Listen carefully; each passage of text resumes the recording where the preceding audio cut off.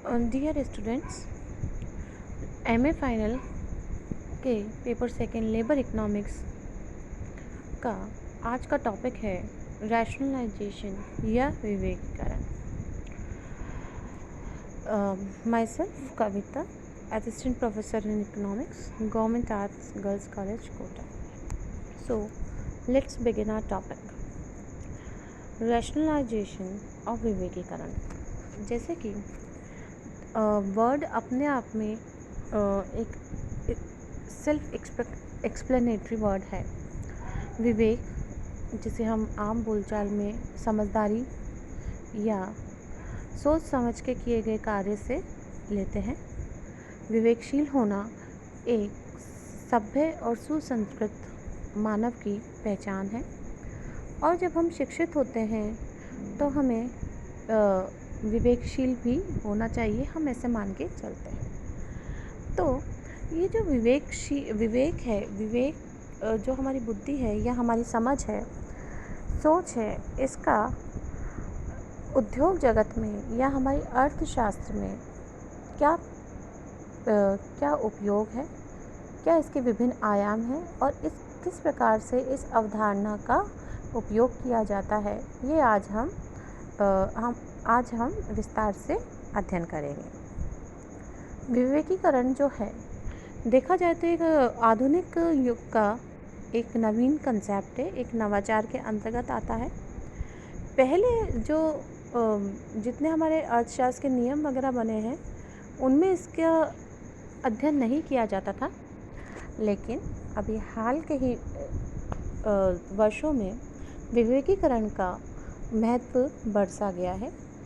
उद्योग जगत में विवेकीकरण की अवधारणा एक नवीन दृष्टिकोण है जो वर्तमान समय अनुसार सार्थक व प्रासंगिक है। औद्योगिक पुनर्गठन व पुनरुत्थान हेतु विवेकीकरण की अवधारणा का उपयोग किया जाता है। विवेक शब्द का अर्थ आम बोलचाल भाषा के अनुसार किसी भी कार्य को पूर्ण करने हेतु विभिन्न पहलुओं पर गहनता से विचार कर अनावश्यक क्रियाओं को नष्ट कर आवश्यक कार्यों की पूर्ति में उपलब्ध सीमित संसाधनों का अधिकतम उपयोग करना है, जिससे संतुष्टि का स्तर अधिकतम हो सके। अर्थात अगर हमें उद्योग जगत में उत्पादन बढ़ाना है, उसकी क्षमता को बढ़ाना है, तो हमें बहुत ही विवेक के साथ आगे बढ़ना पड़ेगा, क्योंकि हमारे जो साधन है वो सीमित है, लेकिन जो हमारी आवश्यकताएं हैं या हमारी जो इच्छाएं हैं वो असीमित हैं। और हम किस प्रकार से हमारे इन सीमित संसाधनों का उपयोग करें जिससे कि हमारी संतुष्टि का स्तर भी अधिकतम हो सके और जो लागत है वो भी कम से कम हो सके और उत्पादन भी अधिक हो सके। तो इसीलिए वर्तमान में औद्योगिक जगत ने इस अवधारणा को अपनाया है, और इससे जो हमारी इंडस्ट्रीज़ का रीऑर्गेनाइजेशन एंड रीफॉर्मुलेशन हुआ है। विवेक जो शब्द है, उसका अर्थ हम सभी जानते हैं कि किसी भी कार्य को समझदारी से किया गया कार्य ही विवेकशील कार्य कहलाता है। जब हम किसी कार्य को करते हैं, उसके सभी पहलुओं के ऊपर गहनता से चिंतन करते हैं, उसके सही गलत दोनों पक्षों के बारे में अध्ययन करते हैं, और तब जाके हम किसी निष्कर्ष पे पहुंचते हैं, तो उसको हम विवेक के नाम से जानते हैं। विवेकीकरण उन सभी तरीकों और व्यवस्थित योजनाओं को अपनाना होता है जिनसे सारा उद्योग बढ़ता है, उत्पादन की मात्रा बढ़ती है, उसकी लागत कम होती है तथा उसकी किस्म में सुधार होता है। विवेकीकरण संगठन संबंधी वह तकनीक है जिसका उद्देश्य सभी आगतों की कुशलता को अधिक से अधिक तक बढ़ाना और संबंधित सारे उत्पादक क्षेत्र के हर बिंदु से सभी प्रेरणा नष्ट करने वाले कारकों एवं अकुशलताओं को कम या दूर करना है। विवेकीकरण का उद्देश्य सामाजिक एवं आर्थिक लागतों को कम करते हुए उत्पादन अधिक करना तथा अनुचित शोषण को रोकना भी है। उत्पादकता अधिकता की कुंजी है तो विवेकीकरण उत्पादकता की कुंजी है। If productivity is the key of surplus, then the rationalization is the key of productivity. उत्पादकता कब बढ़ सकती है? जबकि हम कोई भी कार्य विवेक के साथ करें या विवेकीकरण की अवधारणा का अनुसरण करें। विवेकीकरण शब्द की उत्पत्ति जर्मन भाषा के शब्द रैशनलाइजरिंग शब्द से हुई, जिसको जर्मनी में प्रथम महायुद्ध की समाप्ति के बाद सर्वप्रथम उपयोग में किया गया था। विवेकीकरण शब्द विवेक से बना है, जिसका तात्पर्य विवेक, युक्ति एवं सोच विचार कर गया कार्य को से है। उद्योगों में यंत्रकाल एवं संगठन का तर्क तथा युक्ति पर आधारित कार्यशैली को ही विवेकीकरण कहते हैं।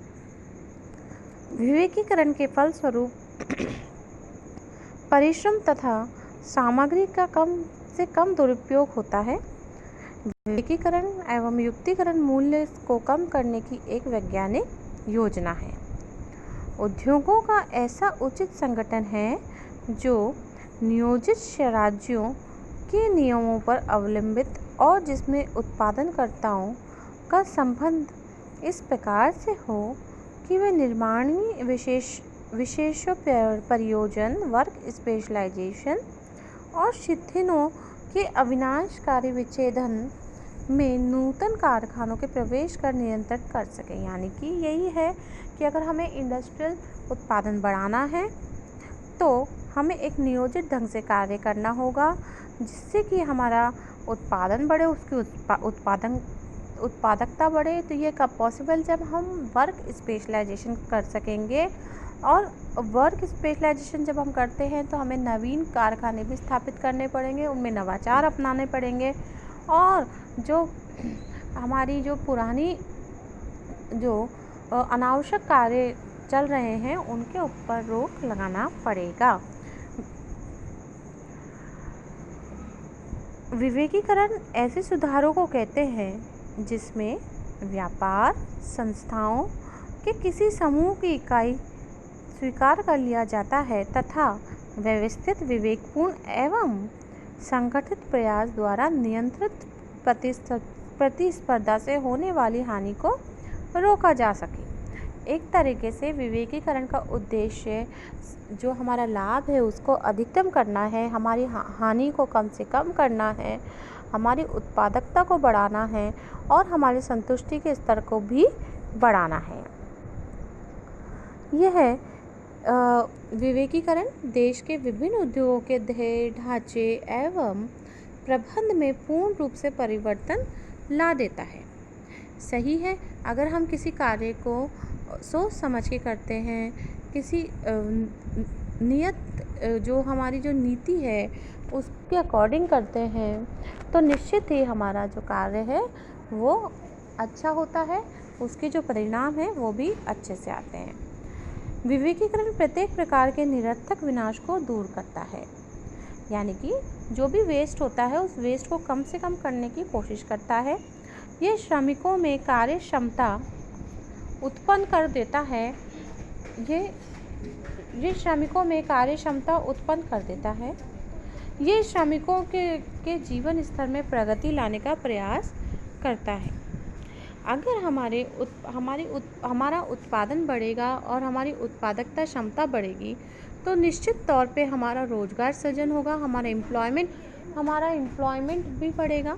एम्प्लॉयमेंट बढ़ेगा तो डेफिनेटली क्या होगा, हमारा जो लेबर है उसकी जो लिविंग स्टैंडर्ड्स है उसमें भी परिवर्तन आएगा और वो उनका जो जीवन का स्तर है उसमें सुधार होगा। ये किसी भी समस्या को सामूहिक रूप से सही करने का प्रयास करता है। इसी क्रम में विवेकीकरण के निम्न चरण हैं।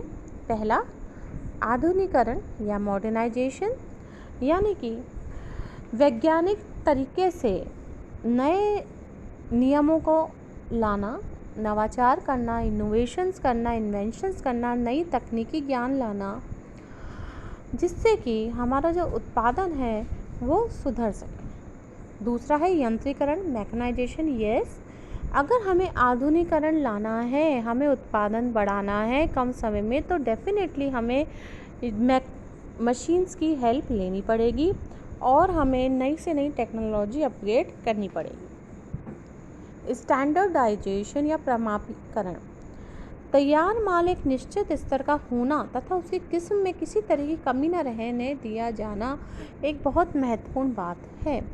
हमें जो हमारे स्टैंडर्ड्स हैं उसके ऊपर कार्य करना पड़ेगा। हमें अगर हमारा वेस्टेज बचाना है, हमारा प्रोडक्टिविटी बढ़ानी है, तो हमें हमारे स्टैंडर्ड को भी इंक्रीज़ करना पड़ेगा। साइंटिफिक मैनेजमेंट, यंत्र, जनशक्ति आदि का संगठन वैज्ञानिक ढंग से किया जाना, जिससे माल, शक्ति और श्रम की बर्बादी रोकी जा सके। और सरलीकरण, विवेकीकरण या रैशनलाइजेशन का जो सबसे महत्वपूर्ण पक्ष है वो यह है कि हमारे जो जटिल आर्थिक व्यवस्था है उसको सरल किया जा सके, जिससे कि जो हमारा उत्पादन का प्रोसेस है, जो हमारा प्रोडक्शन का प्रोसेस है, या फिर जो भी हमारा कंज्यूमर बिहेवियर है या हमारा जो इकोनॉमिक सिस्टम है, उसमें एक सरलता से हम उसको अपना सकें, उसमें बदलाव परिवर्तन ला सकें, जिससे कि आर्थिक विकास और आर्थिक वृद्धि संभव हो सके। रीऑर्गेनाइजेशन या पुनर्गठन जो है विवेकीकरण की अवधारणा का एक महत्वपूर्ण पार्ट है।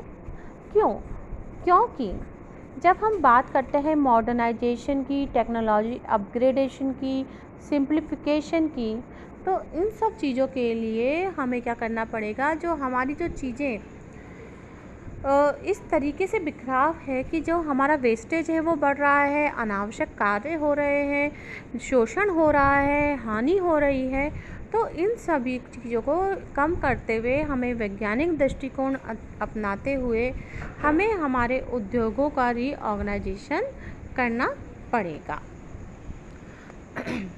इसके आगे है विवेकीकरण के उद्देश्य या objectives of rationalisation. Number 1 is अपव्यय की समाप्ति, एलिमिनेशन ऑफ वेस्ट। जैसे अभी मैं आपसे डिस्कस करके आई हूँ कि हमारा जो उद्देश्य है वो वेस्टेज को रोकना है, हानि को कम से कम करना है। उपलब्ध साधनों का उचित प्रयोग, क्योंकि जो हमारे साधन हैं वो सीमित हैं और जो हमारी वांट्स हैं वो अनलिमिटेड है, हमारी जो आवश्यकताएं वो असीमित हैं। तो हमको हमारे साधनों को इस प्रकार से उपयोग में लाना चाहिए विवेकपूर्ण तरीके से, जिससे कि हमारे साधनों का अधिकतम उपयोग हो सके उन न्यूनतम लागत पर, और जो हमारा संतुष्टि का स्तर है वो अधिकतम हो सके। उपभोक्ता का लाभ, benefit to the consumer.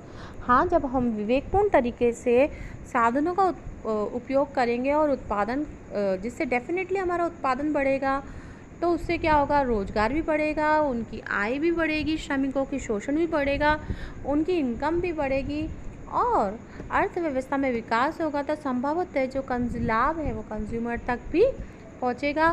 Consumer की संतुष्टि का स्तर में कंज्यूमर को अधिक से अधिक संतुष्टि प्राप्त होगी। सामाजिक उद्देश्य है, सामाजिक उद्देश्य, जब अर्थव्यवस्था मजबूत होती है तो उसका समाज भी विकसित होता है। तो अगर अर्थव्यवस्था हमारी मजबूत होगी और रैशनल होगी तो ऑटोमेटिक ही अपने आप स्वतः ही हमारा समाज भी विकास की ओर अग्रसर होगा।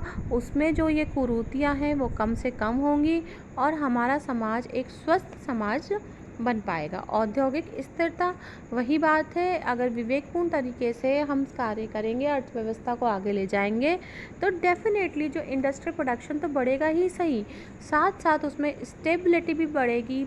जो हमारा उत्पादन बढ़ा है, जो हमारी ग्रोथ रेट है वो फ्लक्चुएट नहीं होगी, वो अधिक से अधिक बढ़ेगी। विवेकीकरण के सिद्धांत, जो इनको अगर हम ब्रॉडली डिवाइड करें तो ये 4 भागों में हम इसे बांट सकते हैं। The first is technological, second is organisational, third is financial and fourth is social aspect. विवेकीकरण के 4 मुख्य भाग हैं इस सिद्धांत के। पहला है तकनीकी, दूसरा है संस्था, तीसरा है वित्तीय और चौथा है सामाजिक। टेक्नोलॉजिकल अगर एस्पेक्ट की हम बात करते हैं, क्योंकि हम जब विवेकपूर्ण तरीके से किसी कार्य को करते हैं, तो जब हम उद्योगों में इसको लागू करेंगे तो डेफिनेटली हमें टेक्नोलॉजी पर तो ध्यान देना ही पड़ेगा। जब तक हमारी टेक्नोलॉजी नई नहीं होगी, अपग्रेड नहीं होगी, तो हमारा उत्पादन भी नहीं बढ़ पाएगा। तो इसके जो टेक्नोलॉजिकल एस्पेक्ट हैं, उसके जो मुख्य बिंदु हैं वो है modernisation, specialisation, standardisation, functionalisation, simplification, intensification, mechanisation and scientific management. और इसी प्रकार से ऑर्गेनाइजेशनल एस्पेक्ट, कि हमारा ऑर्गेनाइजेशन है जो मजबूत होना चाहिए, किस प्रकार से उसका कार्यविधि होना चाहिए। Nationalisation, combination and scientific organization. Financial aspect is very important aspect, जिसमें क्या होता है fair capitalization, and second is self financing, proper ratio of own capital and borrowing capital, and the fourth and last one is social aspect, जो सामाजिक प्रभाव है और जो समाज पे इसका प्रभाव पड़ता है उसके बारे में हम इसे डिस्कस करते हैं। मैंने आपको विवेकीकरण का एक व्याख्यान आपके सामने रखा है। आप की जो भी क्वेरीज़ हैं आप मेरे से डिस्कस कर सकते हैं। आप मेरे से फ़ोन पे पूछ सकते हैं, मेल कर सकते हैं, या व्हाट्सएप पे भी आप मुझसे पूछ सकते हैं। और इससे संबंधित जो मैं आपको असाइनमेंट दूँ आप उसे प्लीज़ करिए। Thank you.